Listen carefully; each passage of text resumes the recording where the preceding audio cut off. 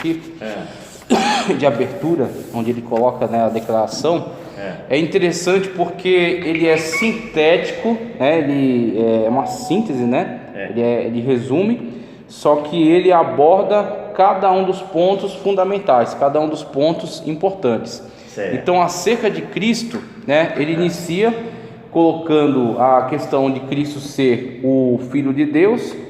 Então ele é o unigênito Filho de Deus, que é mais importante do que falar sobre primogênito. Sim. É falar sobre unigênito, porque é o único, né? Único gerado, exatamente, o único da característica dele, né, de ser o Filho de Deus. Interessante, uma frase que C.S. Lewis falou acerca de Cristo, que eu achei muito inteligente, que ele falou, eterno gera eterno.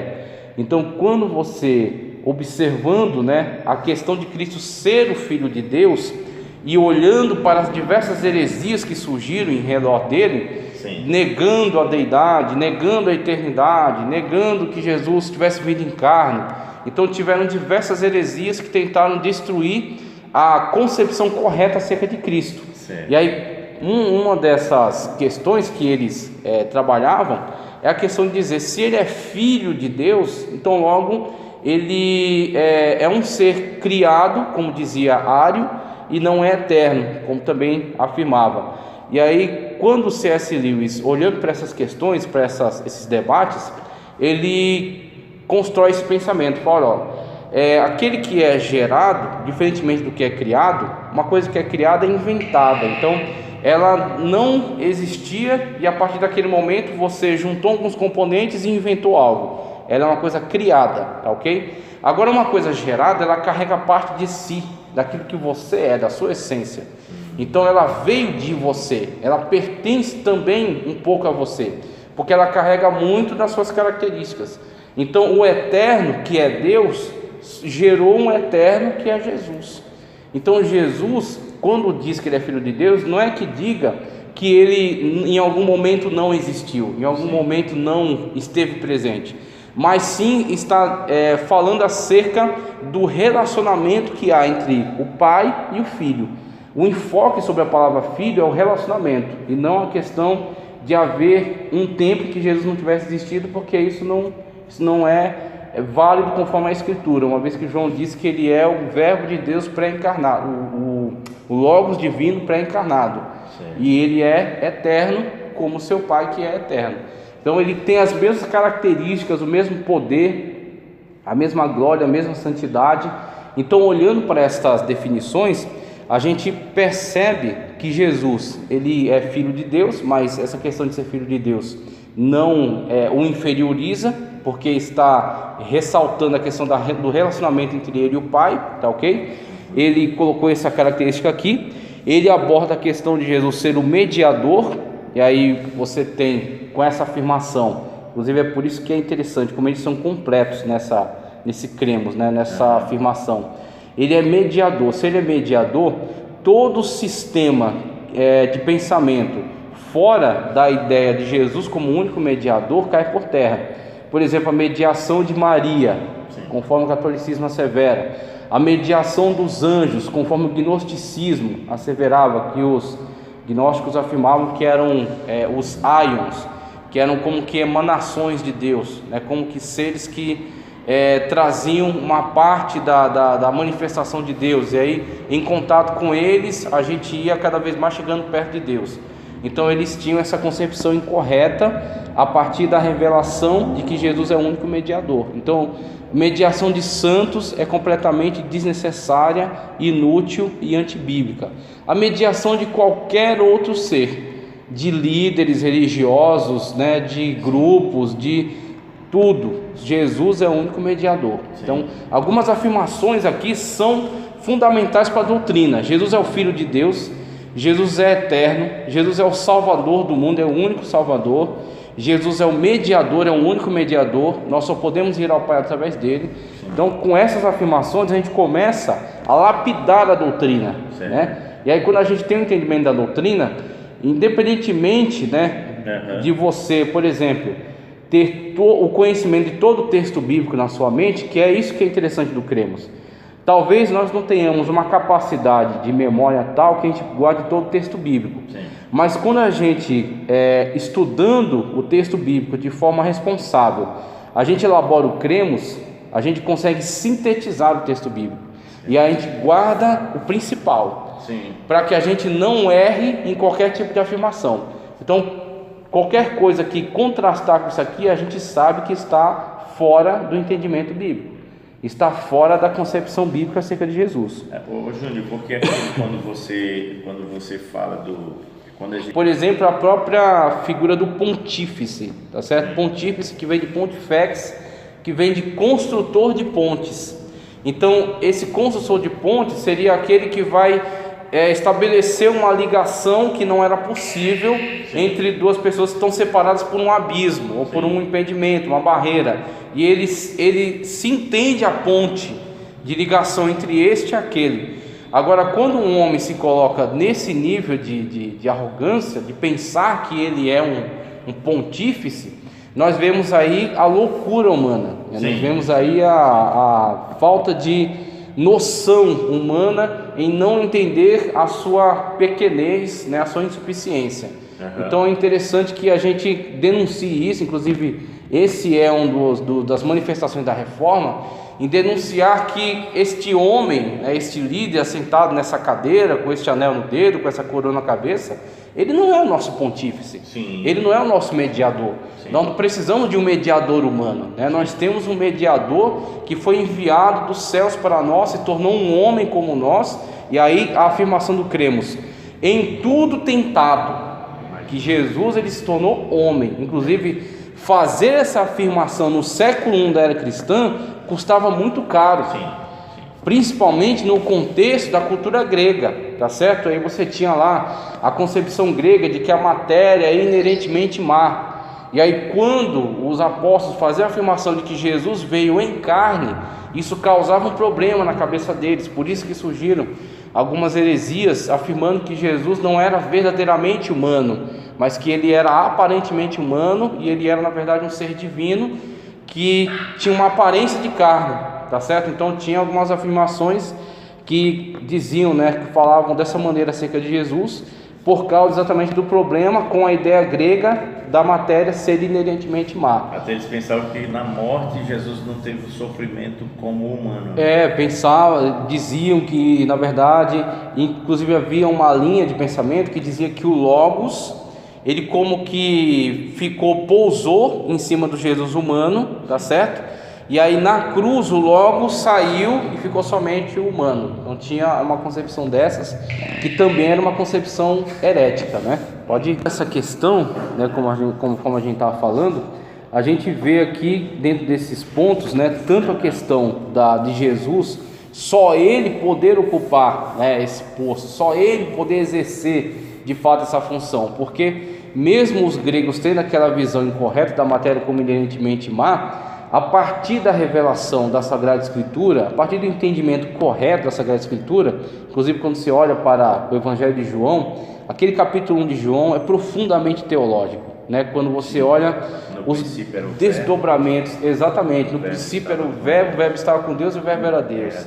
Tudo foi feito por ele, e sem ele nada do que foi feito se fez. Esse tudo e esse nada, essas afirmações absolutas, elas estão ali exatamente para que João combata, tá certo? Ele coloca ali no seu texto, para que seja combatida toda a visão incorreta acerca da criação, porque havia uma ideia de que um Deus inferior, chamado um demiurgo, ele havia criado um mundo material, e o mundo material era como que uma prisão para o mundo espiritual, era uma cadeia para a alma, e aí a morte seria a libertação desse mundo material e a ascensão até o mundo espiritual, que aí através do gnosticismo seria através de um conhecimento secreto.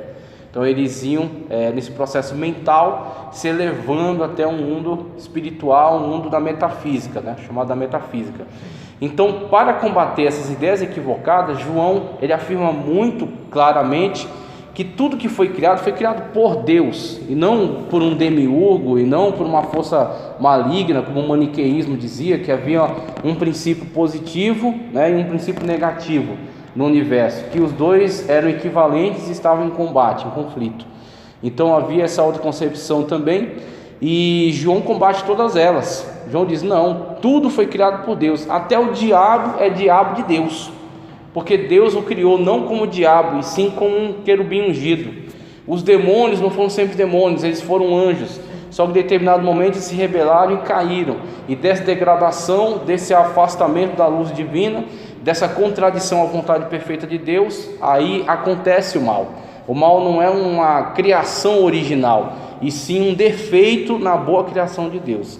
Então nós temos aí a situação na qual Cristo, ele é o único mediador, porque é aquele que, sendo Deus, tornou-se homem e viveu entre nós, sendo em tudo tentado, mas sem pecado. Então ele era sim, ele veio sim como um ser humano, em carne.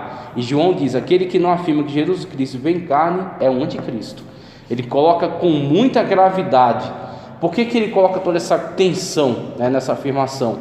Porque se você não conseguir afirmar que Jesus Cristo veio em carne, você nega completamente essa concepção de Deus como o único Senhor de tudo, o único Criador. Então, por isso que só existe conceito verdadeiro de trindade e conceito verdadeiro de monoteísmo dentro do cristianismo, que vê Deus de fato como o único Senhor e Criador de todas as coisas, enquanto que as outras concepções, elas flertam aí com a ideia de que determinados seres não vieram de Deus, determinadas coisas não foram criadas por Deus, e o cristianismo não, ele diz: não, tudo foi criado pelo Logos divino.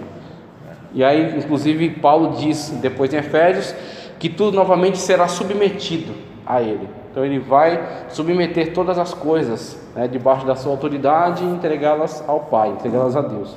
Então é interessante a gente ver, neste resumo, todos esses pontos que são fundamentais. Jesus é o Salvador, Jesus é o mediador, verdadeiro Deus, tá certo? E aí ele coloca aqui, que foi gerado, foi concebido pelo Espírito Santo no ventre da Virgem Maria, gerado pelo Espírito Santo, no ventre dela, conforme ele coloca aqui, entregue na mão dos pecadores para ser crucificado, ressuscitou. E aí a ideia, a pregação, a verdade acerca da ressurreição, ela é fundamental, como Paulo afirma em Coríntios, porque se Cristo não ressuscitou, então vós também não ressuscitareis, e se nós não ressuscitarmos, então vocês estão todos mortos nos seus pecados. E o Evangelho não faz nenhum sentido, ele perde totalmente a validade. Então a concepção de ressurreição, ela é fundamental para toda a estrutura do processo salvífico, do plano salvífico. Então Jesus veio em carne, foi tentado na carne, não cedeu a nenhuma dessas tentações, como Paulo mesmo desenvolve lá em Romanos, tendo todos caído no primeiro Adão, quando o primeiro Adão cai em pecado, todos nós nele caímos, e somos descendência dele, então estamos carregando este pecado original desde Adão. Mas no segundo Adão, todos nós podemos ser reconciliados com Deus. Então esta concepção, essa construção da ideia de Paulo do segundo Adão, ela é muito preciosa. Por quê? Porque o primeiro Adão não foi feito em pecado, ele foi feito santo, puro, no Éden. Ele e Eva colocados no Éden ali, e foi lhe dado poder de escolha, para escolher entre obedecer a Deus ou desobedecer. E quando ele cede à sedução, primeiro através de Eva, depois Eva traz até ele e ele cede aquela proposta, nós temos ali agora a queda e a corrupção da humanidade. Mas Paulo chama Jesus de segundo Adão. Então, quando Jesus foi gerado no ventre de Maria, diferentemente do que diz a Adventista do sétimo dia, Jesus não tinha pecado. Essa seita diz que Jesus tinha pecado. E aí Jesus foi gerado no ventre de Maria pelo Espírito Santo como um segundo Adão. Ou seja, do jeito que aquele homem foi gerado por Deus sem pecado, este aqui foi gerado por Deus sem pecado. Ele é a restauração da humanidade caída. Ele é o cumprimento da primeira profecia da Bíblia, que foi dita pelo próprio Deus para Eva, que da semente da mulher viria um que esmagaria a cabeça da serpente. Não era da semente do homem. Não era da semente do Agora, homem. Se você olhar pela perspectiva, mas sim um processo de concepção bioplasmática. Esse bios é de vida. Então o Espírito Santo que foi soprado no ventre daquele ser formado da terra, quando Deus formou do pó da terra, aquele homem, e quando ele soprou nas suas narinas, ele tornou-se uma alma vivente. Sim. Assim também o Espírito Santo no ventre de Maria formou ao corpo, tá certo, de Jesus, e o seu Espírito é que deu vida, tá certo? E agora Jesus, através da chamada união hipostática, ele habita então e se torna uma pessoa, e aí uma pessoa que é divina e humana.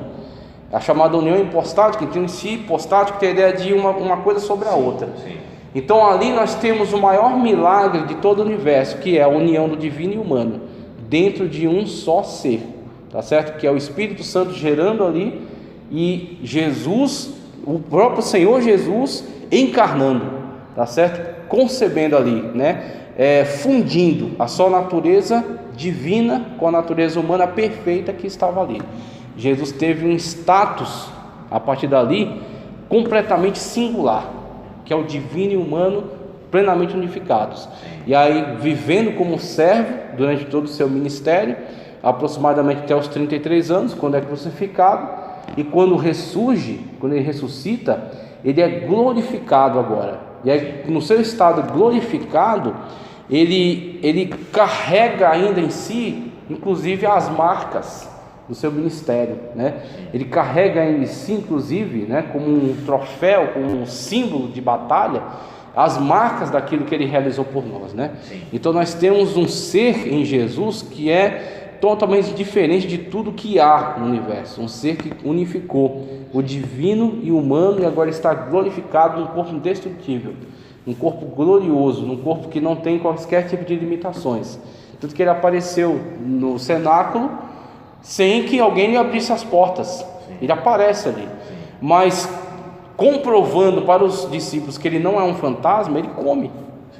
Ele come peixe, ele come pão. Então é inexplicável, é assim, não há capacidade humana suficiente para a explicação, mas há fé para a aceitação. Então nós cremos que o Senhor Jesus, ele ressuscitou e ele está no corpo glorioso, e é exatamente a Cristo nessa ressurreição que valida nosso processo salvífico. Nós, do jeito que Jesus ressuscitou, nós ressuscitaremos. Então nós morremos em Cristo hoje para o pecado, para ressuscitar nele na glória. É isso que é maravilhoso.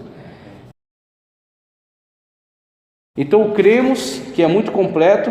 Acerca de nomes e títulos, ele diz, há dezenas de nomes e títulos de nosso Senhor Jesus Cristo nas Escrituras. O nome Senhor fala sobre a divindade de Jesus. A Septuaginta, antiga versão grega do Antigo Testamento, traduziu os nomes divinos hebraico Adonai e Yahvé pelo grego Kyrios, que é Senhor. Dizer que Jesus é o Senhor significa reconhecer a sua divindade. E ninguém pode dizer que Jesus é o Senhor senão pelo Espírito. 1 Coríntios 12, 3. O nome Jesus vem do hebraico Yehoshua ou Yeshua, Josué, que significa Yahvé é salvação. A Septuaginta emprega Yesous, para o grego, para ambas as formas. Yesous é o nome do Salvador usado no Novo Testamento grego, que chegou para a nossa língua como Jesus. O nome Cristo é a forma grega do hebraico Machia, ungido, Messias. Assim, os nomes e títulos Messias e Cristo são a mesma coisa. Achamos o Messias, que traduzido é o Cristo. Jesus é o Salvador ungido, é o único que pode salvar os pecadores. E aí nós temos a fusão.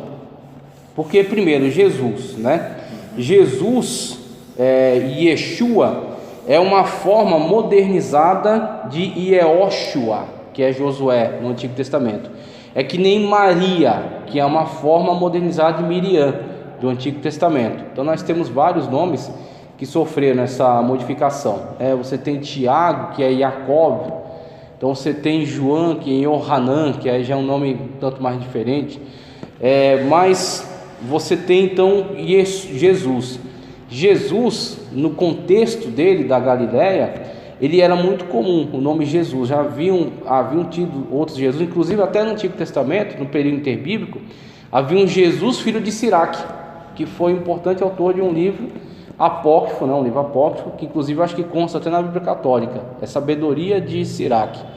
Então tem vários Jesus no contexto. Sim. E aí você vai ter a fusão do nome e do título. Até porque ele era um nome comum, né? É um nome comum. Aí pega o título como Cristo. O título vai distingui-lo. E aí onde acontece a mesma coisa com João Batista. Mas demorou dele pegar esse título, não demorou? Olha, é assim, ele primeiro, no início do seu ministério, ele era Jesus de Nazaré. Jesus de Nazaré. Tá certo? Jesus, filho de José, o carpinteiro. Aí, conforme os discípulos vão aceitando ele como Messias, vão identificando Jesus, o Messias, tá certo? De Nazaré. E aí, essa aceitação de Jesus, ela culmina na entrada em Jerusalém, né? Quando recebem ele, hosana ao Filho do Altíssimo, né? Hosana nas alturas. E aí você tem ali, de fato, as pessoas o recebendo como seu Messias, tá certo? Reconhecendo o seu messiado. E então fica nessa, Jesus, que Jesus? Jesus o Messias, né? O que na verdade muitos dos seus acusadores preferiam Jesus de Nazaré. Porque Jesus daquela cidadezinha insignificante chamada Nazaré. Inclusive os discípulos durante muito tempo foram chamados de os nazarenos. E uma coisa que eu olho, ou os galileus. Uma coisa que eu olho tudo do hebraico Yeshua, tá certo? Que é uma forma resumida de Yehoshua, que era mais comum no Antigo Testamento. E aí teve essa questão assim, os judeus foram levados para o cativeiro na Babilônia. Lá eles adquiriram uma outra língua, que é o aramaico. Aí quando voltaram para a terra, você tem o povo de modo comum no dia a dia falando o aramaico, mas o hebraico ainda existindo como uma língua litúrgica, a língua dos textos, a língua do templo, né? A língua mais erudita, vamos dizer assim. Então você tem uma convivência entre o hebraico, que é o mais erudito, mais religioso, e o aramaico, que é mais do cotidiano. Você vai na feira, você vai no lugar, geralmente o pessoal está falando em aramaico, que é a língua que eles adquiriram quando estavam no cativeiro babilônico. E aí, dessa passagem de hebraico para aramaico, você tem algumas modificações. Essa modificação, por exemplo, de Yehoshua do hebraico, no aramaico o cara diz Yeshua, e já entende quem é o mesmo Josué do Antigo Testamento. Certo. E assim surge essa questão do nome Jesus, um nome comum, um nome muito comum na época. Inclusive você tem os judeus durante muito tempo utilizando o nome Jesus, né, para si. Com o advento do Senhor Jesus Cristo, eles param de usar, para não fazer menção a Jesus Cristo, né, ao Senhor Jesus Cristo. Então não foi dado mais o nome Jesus entre eles, né? Aí os cristãos passaram a usar o nome Jesus, né? A dar o nome Jesus. Também Judas era um nome muito comum, que é Judá. É um nome muito importante. Mas hoje, qual cristão tem coragem de pôr o nome de Judas, seu filho? Mesmo que tenha um Judas que não é Iscariotes, tem outro Judas, mas mesmo assim não põe. Porque ficou a má fama, né? Então tem essa questão. O nome Jesus era muito comum. Então a junção do nome com o título é que torna específico Jesus ou Cristo. E o Cristo, Ró Christos, que é do grego, que tem o sentido de ungido, ungido para uma missão, ungido, né, para algo especial. Então o Ró Christos do grego é o mesmo Mashiach do hebraico. E aí você tem Yeshua HaMashiach, Jesus o Messias, o que pode ser no mundo grego Iesos Ró Christos, tá certo? Jesus ou Cristo. Então a partir desse Iesos Ró Christos, você tem a tradução para o latim, depois a tradução para o português, Jesus Cristo. Tira esse artigo, né, que faz parte do mundo grego, e aí, tirado desse artigo, você tem a fusão, Jesus Cristo. Torna-se o nome próprio dele, o seu nome e o seu título incorporado como nome próprio, Jesus Cristo, tá ok? E aí você tem a questão do nome do Senhor Jesus, a questão, por exemplo, da Septuaginta, que 139 a.C., foi feita a tradução do Antigo Testamento hebraico para o grego lá no Egito, tá? Então a comunidade judaica do Egito encomendou a tradução do Antigo Testamento do hebraico para o grego, que como eles estavam convivendo ali, eles lidavam mais com a língua grega, não tanto com o hebraico. Então eles queriam uma Bíblia em grego. E aí foi feita a tradução, né, a palavra Septuaginta vem de 70. Então eles entendem que 70 anciãos trabalharam na tradução dessa Bíblia.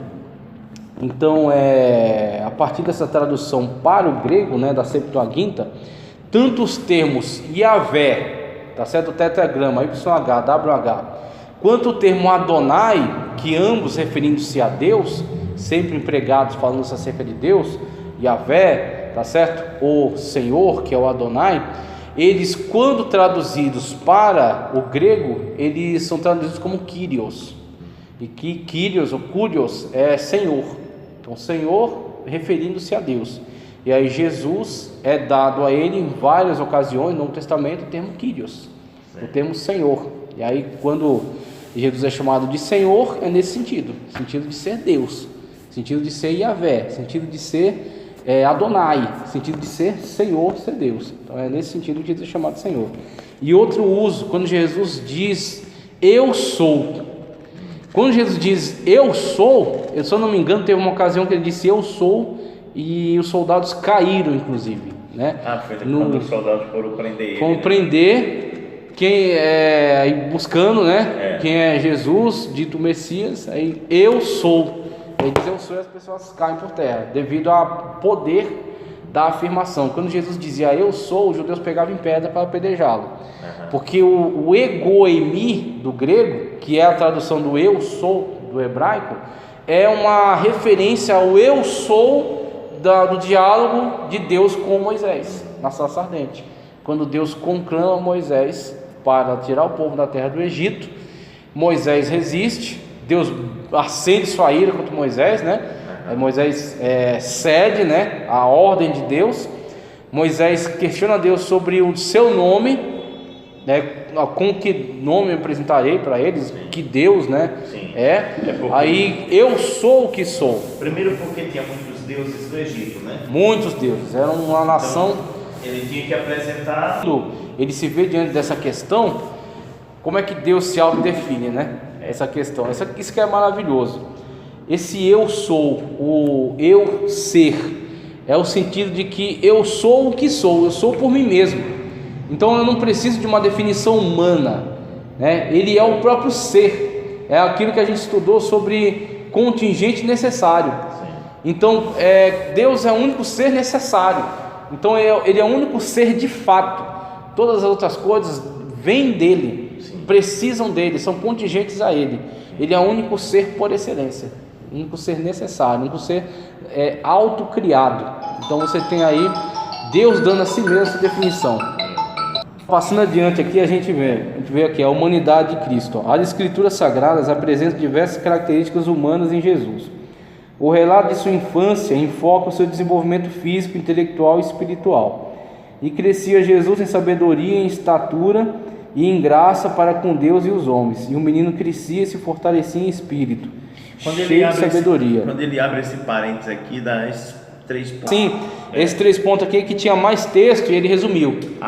Ele põe 2 colchetes e 3 pontos. Fala, ó, se você for lá na referência, o texto é maior. Entendi. É que eu resumi para pegar só o que me interessa.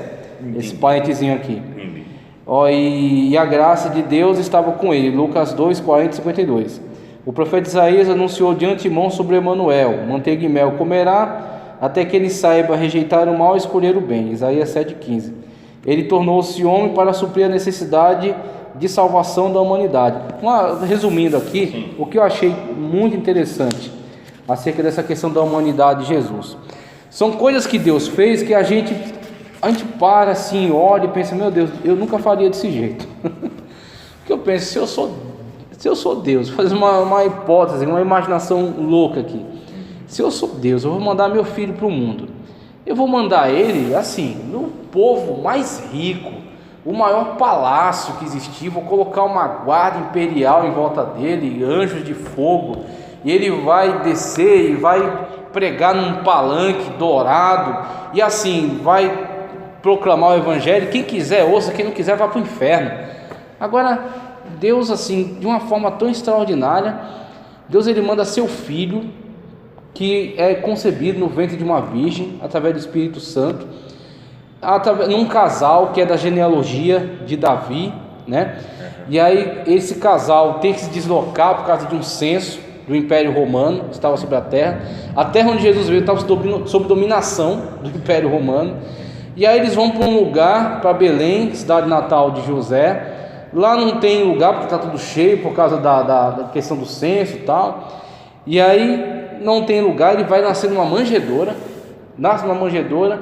E aí depois daquilo é levado para morar, está numa casa já. Chega lá os magos, né, do Oriente, reconhecendo ele como Deus, né, a partir daquilo que eles viram na manifestação da estrela e tal. Ouro, incenso e mirra de presente. Depois Jesus sofre uma perseguição do rei, né, da época, tem que descer ao Egito, fugindo, porque senão seria capturado e morto, porque as crianças dali da região foram mortas. Desce ao Egito, volta do Egito, vai para Nazaré. E aí você olha toda essa situação e você fala, meu Deus, que revelação extraordinária, né? Que plano, né? Que plano assim, que pega a gente de surpresa, que fala, meu Deus, eu nunca teria, nem no maior devaneio teria imaginado algo assim, algo tão extraordinário. Sim. Jesus, que é Deus, que é o Criador de todas as coisas, ele não somente vir na forma humana, mas como Paulo disse, humilhou a si mesmo, né? Entrando, né, nessa forma de servo, e como servo foi obediente em tudo, tá certo? Até a morte e morte de cruz. E aí você olha para a situação da encarnação da humanidade de Cristo e olha exatamente esse mistério de Deus revelado, né? Sim. O Deus Todo-Poderoso, Deus Criador de tudo, viveu como um servo humilde, lavou o pé de pecadores, foi fiel até o fim, foi crucificado, tá certo?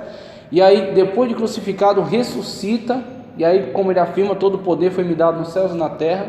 E aí nós temos agora Jesus como o maior paradigma, o maior referencial de liderança, tá certo? Daquele que de fato viveu como homem, em tudo foi fiel, em tudo foi obediente e triunfou sobre todas as dificuldades, triunfou sobre todas as provações, né, que esteve exposto.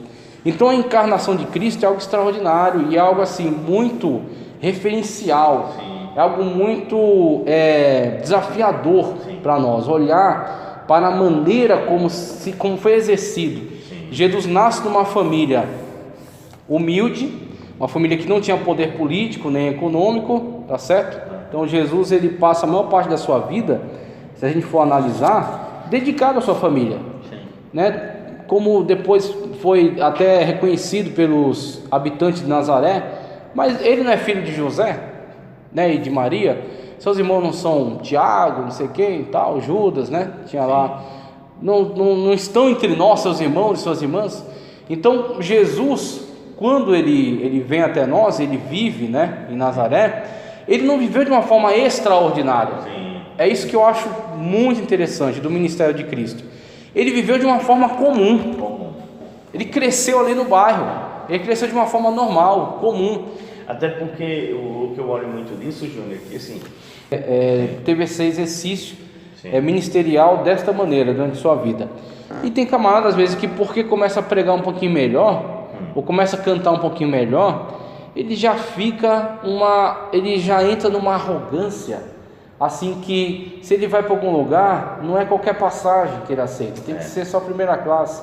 Se ele vai ser hospedado, o hotel tem que ser 4, 5 estrelas. Se não for isso, ele não quer. O que é mais interessante, João? Ele tem um cachê, o cachê dele é de 10 mil reais. Se não pagar em dias, ele nem vai. O que é mais interessante é que quando você olha o dia a dia dessa pessoa... Jesus histórico, existe uma grande discussão acerca do Jesus histórico nas academias.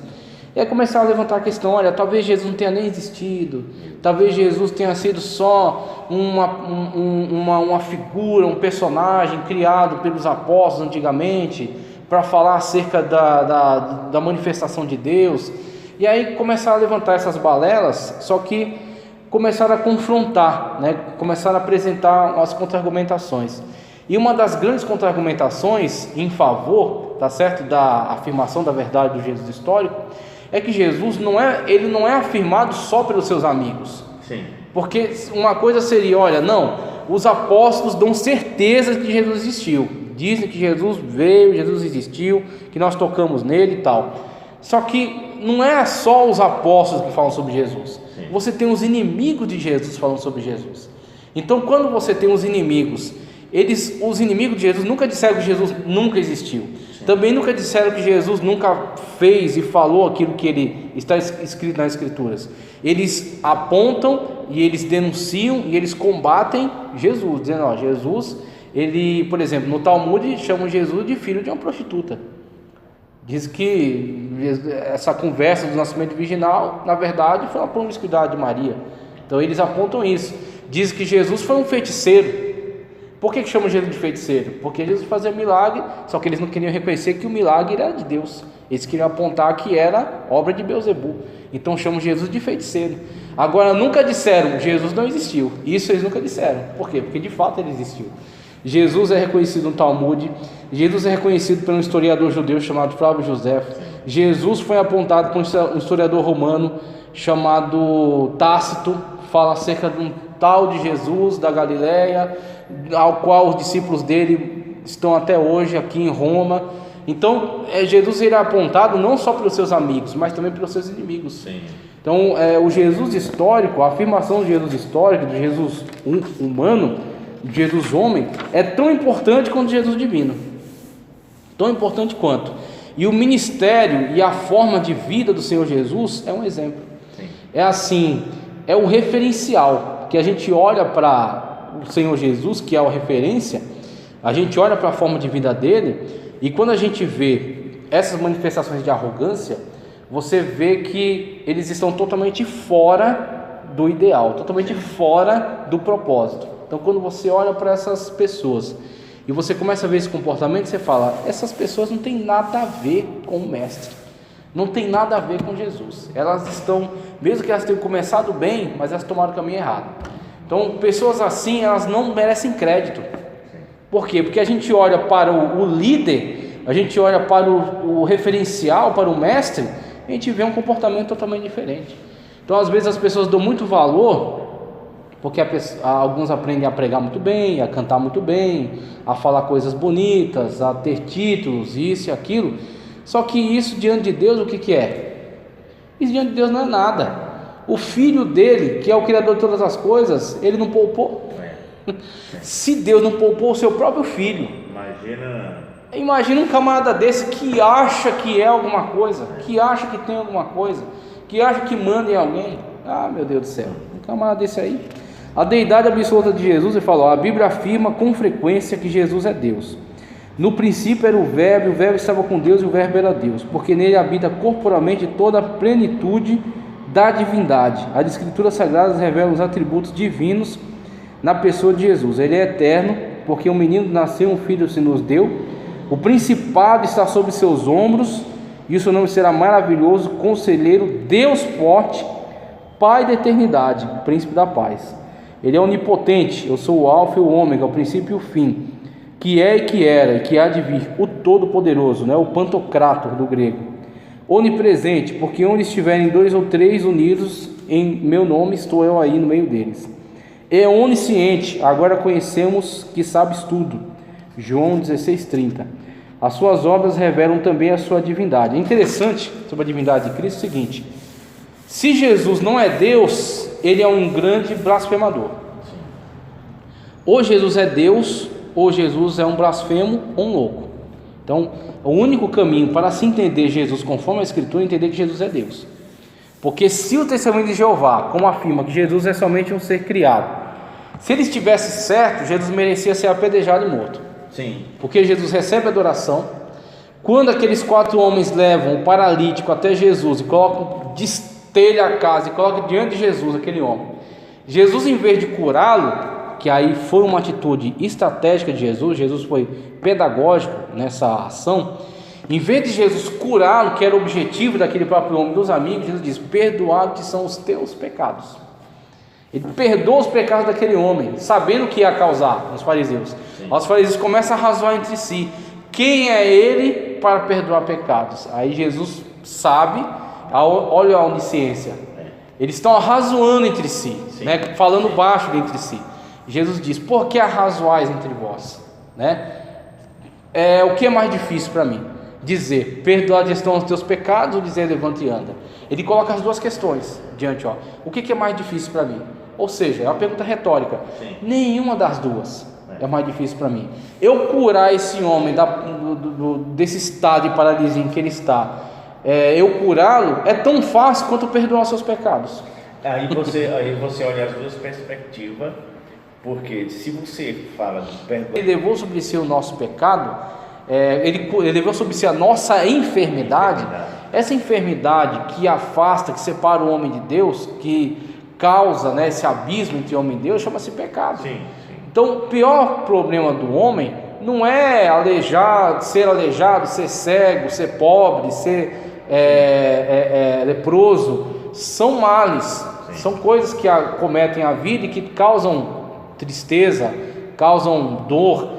Mas o único mal que de fato é o principal de todos eles e que afasta o homem de Deus, que leva o homem ao inferno, chama-se pecado. Então Jesus, ele olha para aquele homem e diz: o que há de mais grave aqui? O que há de mais grave aqui é o seu pecado. Sim. Que é questão que atrapalha a sua salvação. Perdoados que são os teus pecados. O que é mais fácil para mim? Dizer levante e anda, ou dizer perdoados são os seus pecados? Para que saibais que o Filho do Homem tem poder para perdoar pecados.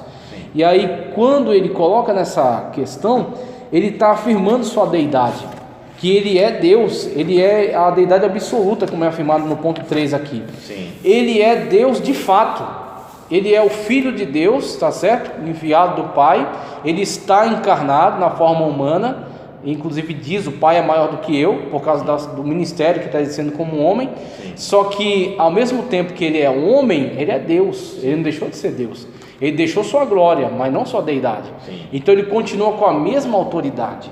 E aí é essa autoridade que ele está afirmando ali, que ele tem autoridade para perdoar pecados, para cancelar os pecados daquele homem, porque ele é Deus. A dívida daquele homem é contra Deus e ele é Deus. E aí ele perdoa-lhe os seus pecados. Perdoando os seus pecados, o pior problema está resolvido. Sim. Dizer a ele: levanta e anda, é tão fácil, tá certo? É mais fácil do que perdoar os seus pecados, que é o que ele acabou de fazer.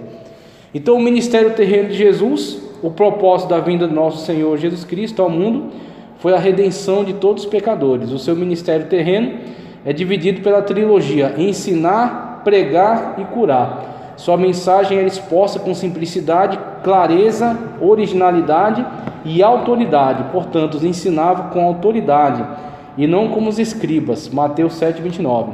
Seu método ainda hoje impressiona, pois ele ensinava de modo que nunca houve, nem antes nem depois dele, alguém que fosse igual. Nunca homem algum falou assim como este homem. João 7:46. Quanto aos milagres, Jesus preocupava-se com a integralidade das pessoas, não só salvando-lhes a alma, mas também curando suas enfermidades. Tem bom ânimo, filha, a tua fé te salvou. Então é interessante olhar para o ministério terreno do Senhor Jesus e ver como ele tinha essa preocupação, tá certo, integral, tanto com relação à salvação, quanto com relação à restauração, à restituição da saúde das pessoas. Mas a restauração de sua saúde, ela era como que um gatilho, era um pretexto para que a pessoa fosse conscientizada da necessidade de salvação. Então, tanto que Jesus dizia: não peques mais, para que o pior não te aconteça.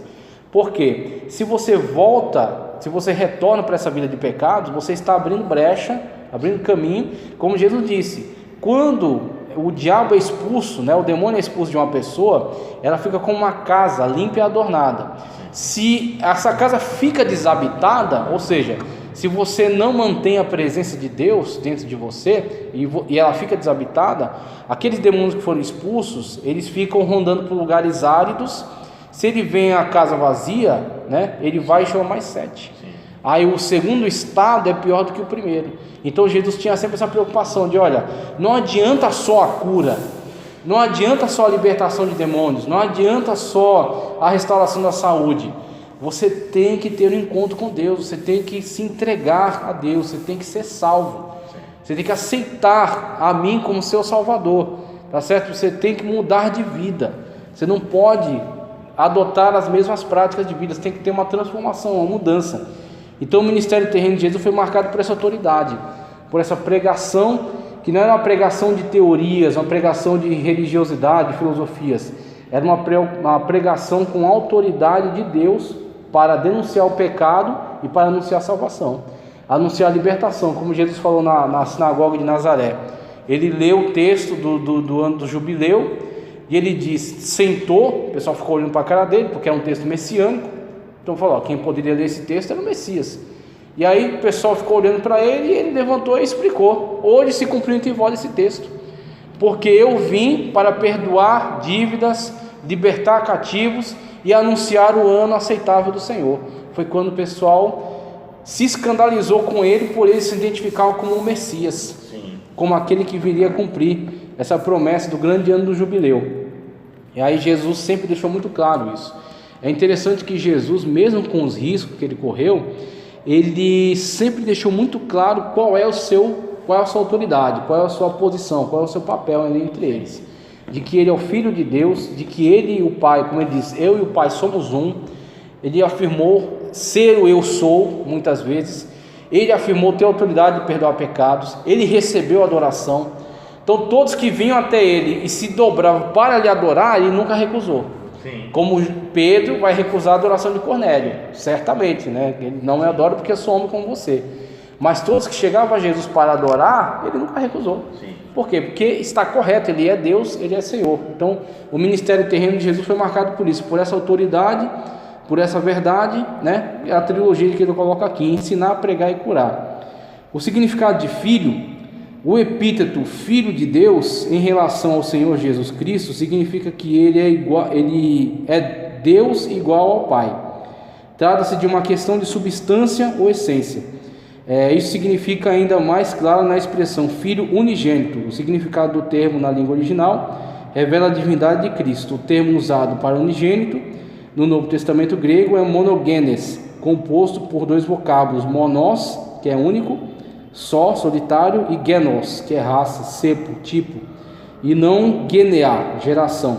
Entendemos que a palavra reflete a ideia da natureza e caráter tipo unigênito, pois significa o único da espécie, o único do tipo. Jesus é singular, é o único Filho de Deus. É aí onde entra a diferença da nossa filiação a Deus para a filiação de Jesus.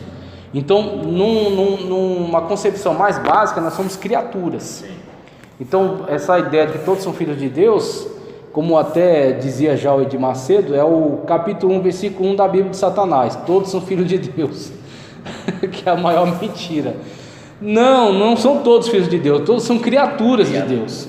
São filhos de Deus a partir do momento em que aceitam Jesus como Salvador e são feitos filhos de Deus por causa de Cristo. Tanto que é o próprio Cristo que faz a pessoa se tornar. O próprio Cristo, porque aí você é adotado para a família de Deus por Cristo. Ele que registra, né? Então, mesmo que eu não concorde com um monte de coisa de Macedo, isso aí ele acertou. Ainda mais que outras pessoas já tinham dito isso antes dele. Mas é exatamente isso, nós somos criaturas de Deus. Então, essa questão de você ter sido criado por Deus, então existia um momento que você não existia, você a partir dali foi criado por Deus, você é uma criatura. Só que com o advento de Cristo e com a filiação que nos é ofertada por meio de Cristo, nós somos agora colocados como família de Deus, por causa dele, por causa da adoção em Cristo Jesus. Aí a concepção de Jesus como Filho de Deus é única, ele é unigênito. Por quê? Porque ele carrega as mesmas características de Deus. Como um filho carrega as características do seu pai. Sim. Ele vem como continuação de seu pai, né? Do gene de seu pai. Inclusive a grande preocupação dos judeus de não morrer sem deixar um filho. Sim. Porque seria a continuação do seu nome. Sim. É como se a história dele tivesse grudada na sua, o que de fato é. Sim. É uma história que continua essa e vai passando de geração em geração. Assim é Jesus em relação ao Pai. Jesus, ele é eterno como Deus, ele é Deus da mesma característica, o mesmo poder, a mesma glória do Pai, tá certo? Pai, Filho e Espírito Santo sendo um só Deus. E assim nós temos essa questão de Filho de Deus nesse sentido, de ser uma filiação especial, específica. Para encerrar nossa aula, a gente vai encerrar com somente Cristo, acerca da natureza de Cristo. A gente vai passar para as obras de Cristo para a próxima, porque eu pensei que dava para matar duas numa aula, mas não dá não. Não é tranquilo. Os ofícios de Cristo, o Senhor Jesus Cristo exerceu o chamado munus triplex, o tríplice ofício de profeta, sacerdote e rei. Eram os ofícios mais importantes em Israel nos tempos do Antigo Testamento. Inclusive, eu ouvindo, deixa eu ver se eu vou lembrar, Carlos Augusto Vailate, explicando sobre genealogia. Aí dizendo, por que tem genealogia de Jesus em Mateus e Lucas? E aí ele falou, olha, sabe por que a genealogia? A genealogia, ela tem um propósito. A genealogia tem um propósito. Qual é o propósito da genealogia? É identificar pessoas relevantes. Então a genealogia não era assim, não é todo mundo que tem árvore genealógica. Sim. Não é todo mundo que tem interesse de fazer um mapeamento das suas origens e tal. Por quê? Porque é uma questão de relevância na sociedade. Sim. Então, quem tinha interesse em construir árvore genealógica? Reis, sacerdotes, tá certo? Profetas, algumas pessoas com grande relevância. Então, o que eles tinham interesse? Em mostrar as suas filiações, sim, tá certo? Assim, as suas gerações, que eram pessoas relevantes, pessoas importantes, pessoas de destaque. Então, quando o Mateus principalmente, que Mateus, ele é um evangelista muito dedicado, o seu ministério foi muito voltado para mostrar em Jesus o cumprimento das profecias veterotestamentárias. Certamente por isso, Mateus é o primeiro evangelho, que é o evangelho que faz a conexão entre o Antigo e o Novo, é a passagem. Então, Mateus sendo o primeiro texto do Novo Testamento, o primeiro livro, ele faz essa ponte, essa comunicação, falando, olha, Jesus, ele é o cumprimento das profecias do Antigo Testamento. E ele, que já atendeu, ditado. Então aqui nós temos a situação, Jesus tinha uma genealogia, Mateus, depois Lucas, que era um grande pesquisador, sim, fizeram a questão de levantar, né? Mateus indo de Abraão, partindo de Abraão, e depois Lucas indo, né, recuando até Deus, né? Jesus partindo aí dessa linha genealógica, recuando até Adão, e de Adão vindo de Deus, mostrando Jesus como o Filho de Deus enviado como Salvador de toda a humanidade. E Mateus ressaltando Jesus como tendo tronco genealógico desde Abraão, de onde veio Israel. Então Mateus muito preocupado em mostrar Jesus como o Messias de Israel, e Lucas com uma preocupação a partir de uma visão vindo do mundo gentílico, mostrando Jesus como o Filho de Deus para toda a humanidade. Mas os dois ressaltando a importância, tá certo? Ressaltando a nobreza, tá certo? Da pessoa de Cristo Jesus, como de fato ele era alguém com cargos, com incumbências, com papéis relevantes, importantes, uma pessoa de fato detentora de características muito importantes, como até foi apontado por Isaías naquele texto onde fala que Jesus tem sobre os seus ombros o principado, quando fala que ele é o príncipe da paz, que ele é o pai da eternidade, que ele é o Deus forte. Então, com todas essas características apontadas por Isaías, mostrando que um Emanuel, um menino que nasceria de uma virgem, ele seria alguém de alta relevância. Então é isso que é interessante olhar em relação à pessoa bendita de Cristo Jesus, que ele pode ter sim vivido numa família humilde, pode ter sim morado num lugar simples que foi Nazaré, a periferia da Galileia, ter andado com pessoas simples, tá certo? Ter se comportado como uma pessoa humilde, mas ele não era uma pessoa irrelevante. Então ele era sim uma pessoa nobre e uma pessoa com um título de nobreza extraordinariamente importante. Mas mesmo com esse título de nobreza, ele não se comportou com arrogância, o que esse título daria a muitas pessoas. Títulos menores daria a certas pessoas uma arrogância extraordinária. Só que Jesus, com todo esse título de nobreza, ele comportava-se como alguém simples e vivia de forma simples, né? E andava no meio de pessoas simples. Então é interessante olhar isso, a questão de Jesus ter uma genealogia, ser da descendência de Davi, tá ok? E aí olhamos para os ofícios, né? Conforme ele está apontando aqui. Então ele fala acerca do ofício de profeta, de sacerdote e de rei.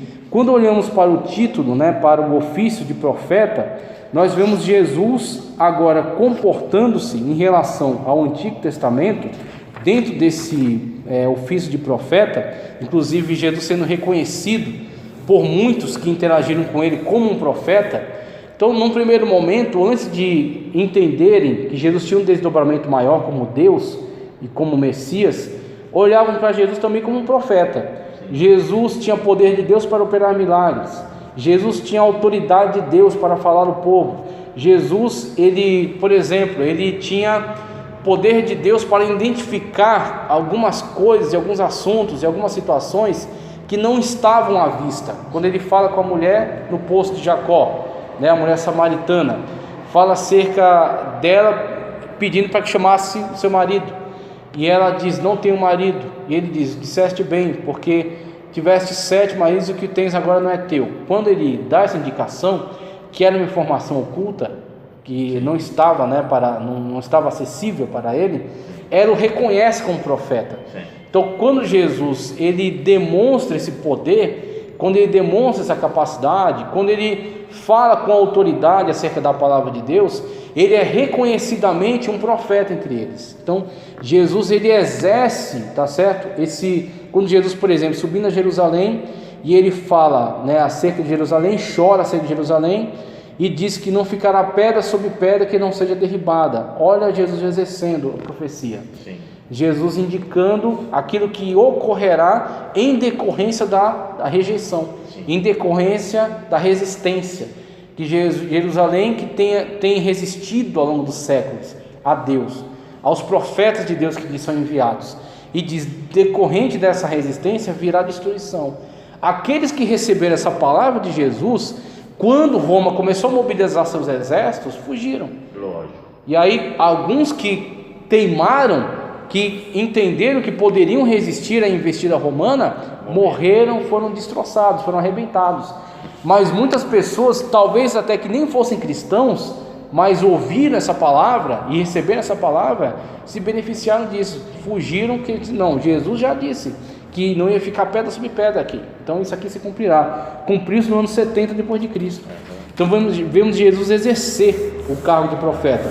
Jesus é sacerdote. Como é que a gente diz que Jesus é sacerdote, sendo que Jesus não é da tribo de Levi? Jesus é da tribo de Judá, descendência de Davi. Só que o sacerdócio de Cristo não é um sacerdócio atrelado ao sacerdócio arônico, ao sacerdócio levítico. O sacerdócio levítico vai estar ligado, né, dentro das tribos, os filhos de Jacó, né, as tribos de Israel, durante a peregrinação, na situação em que eles caíram no pecado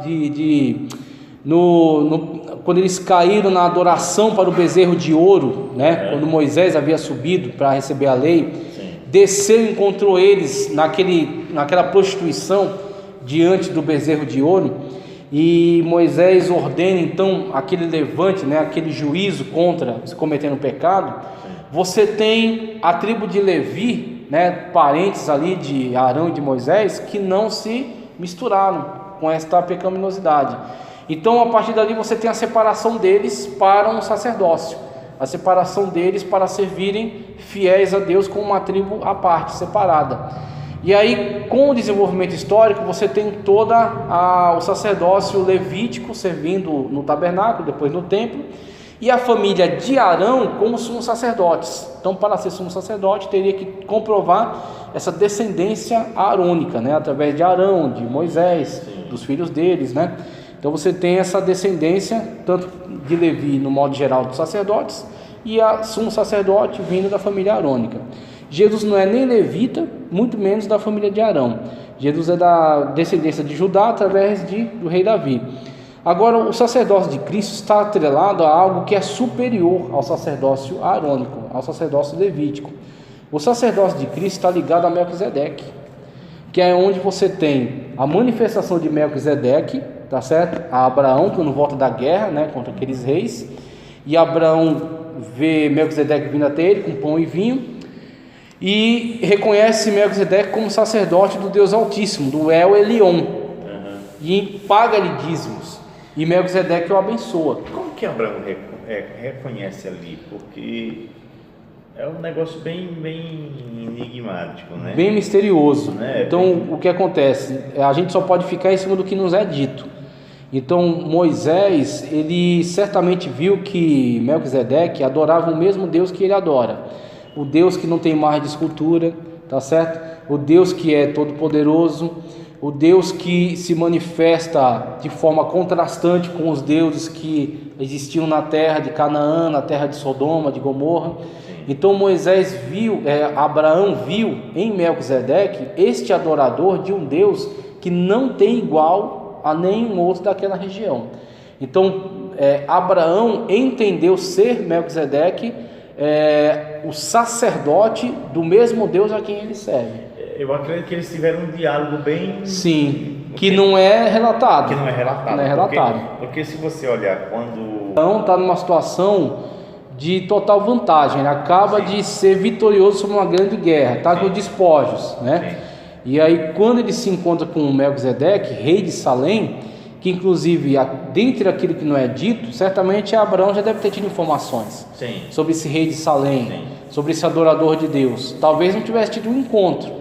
E até que há a situação de Melquisedeque ir até ele, e ele demonstra diante de Melquisedeque, né, que ele o reconhece como autoridade, o reconhece como de fato um sacerdote do mesmo Deus a quem ele serve. Imagina vir um vitorioso de uma guerra e quando chega ali diante de uma pessoa que... A situação de que o autor dos Hebreus vai usar esse fato histórico, então ali é um fato histórico, só que ao mesmo tempo que ele é um fato histórico, ele torna-se um tipo.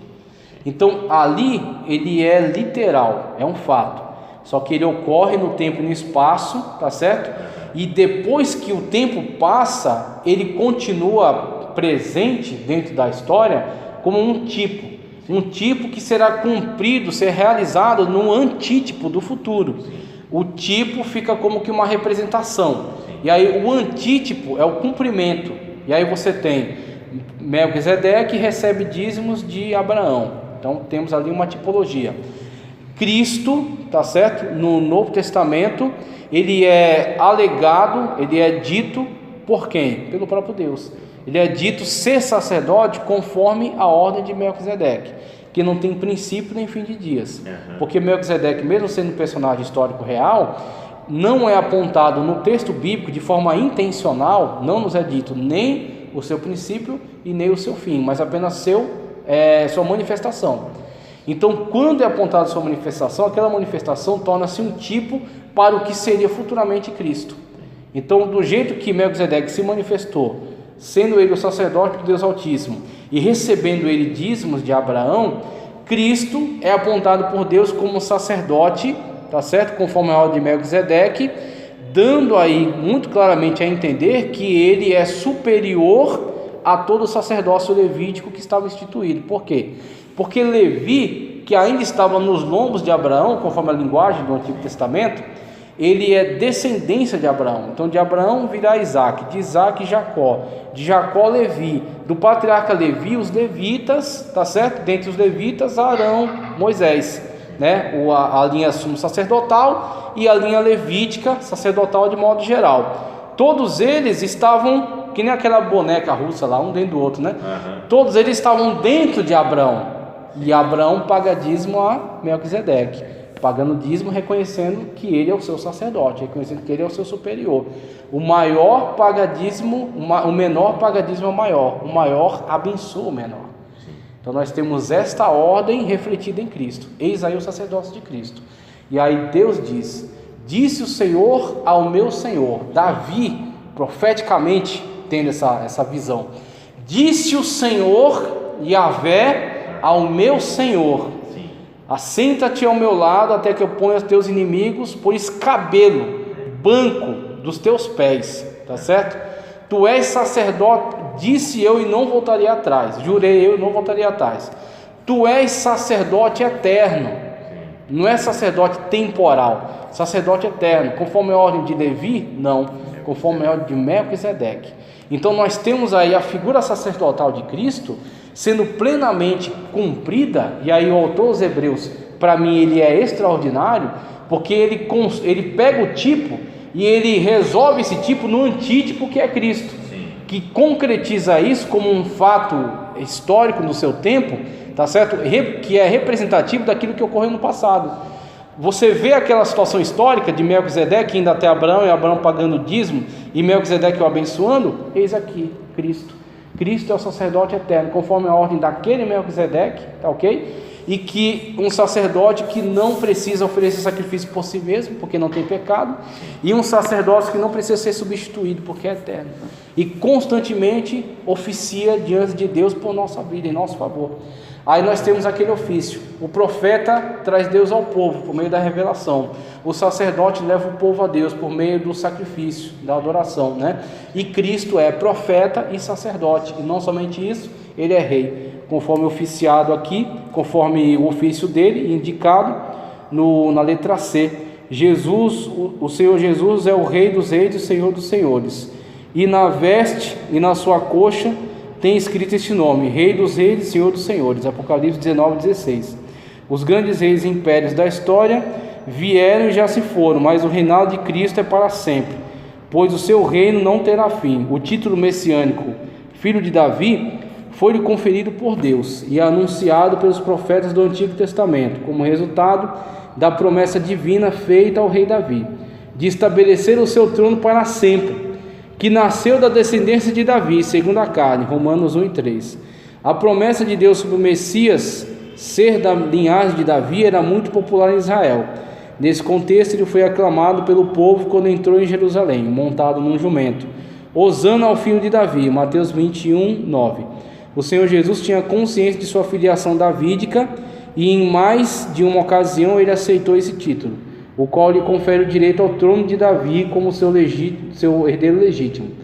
Este será grande, será chamado Filho do Altíssimo, e o Senhor Deus lhe dará o trono de Davi, seu pai, e reinará eternamente na casa de Jacó, e o seu reino não terá fim. Lucas 1:32, Lucas 1:32-33. Temos aí então Jesus, sumo sacerdote, conforme a de Melquisedeque, profeta de Deus, tá certo? Que vem nos anunciar as revelações do Senhor, e rei, conforme a linhagem de Davi. Então, a tríplice ofício de Cristo Jesus. E é interessante que ele, depois de ressurreto, ele diz: todo poder foi me dado nos céus e na terra.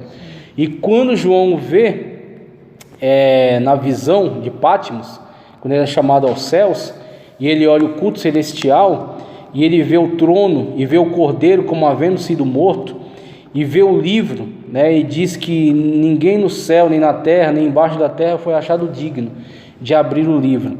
E aí ele coloca-se a chorar, e o ancião lhe diz: não choreis, porque eis ali o cordeiro que foi morto, mas ressuscitou, e ele é o único digno. Aí fala que ele toma o livro das mãos, e ele então vai iniciar o processo de juízo, quando ele vai destacando os selos e liberando os juízos de Deus. Então vemos aí Jesus, como o Rei dos reis e Senhor dos senhores, aquele que tem ele só o poder, porque conforme colocado, ele que veio até nós, como homem, viveu, morreu por nós e ressuscitou, e agora tem todo o poder para julgar toda a humanidade. Então temos os três ofícios de Cristo Jesus. E aí a gente falou sobre a pessoa de Cristo. Depois a gente vai falar sobre as obras de Cristo na próxima, tá ok?